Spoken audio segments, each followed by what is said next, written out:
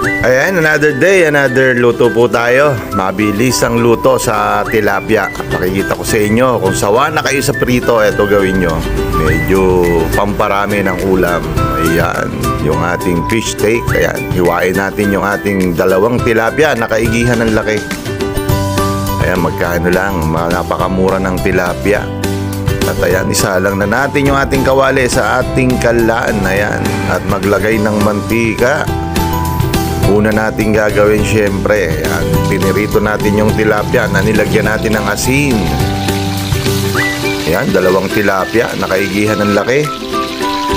Ayan, baliktarin na natin. Napakadali po nitong iluto. Ayan, kita nyo naman, napakaganda ng pagkakaprito. Ayan, oh. At ayan, hahanguin na natin yung ating tilapia para ilagay sa isang lalagyan.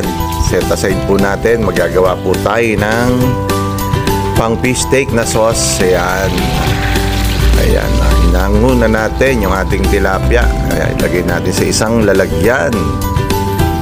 Katapos nyan, ayan yung ating gagamitin, yung ating sibuyas. Dapat kung gusto nyo marami, dahil iisa na lang ang sibuyas ko. Ayan, isang sibuyas na lang ang pinagkasya natin.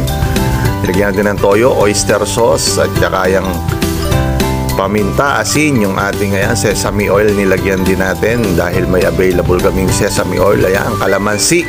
Doon sa dalawa, 3 kalamansing malaki. At ayan, dinagdagan natin ng tubig at sugar, pampabalanse ng lasa.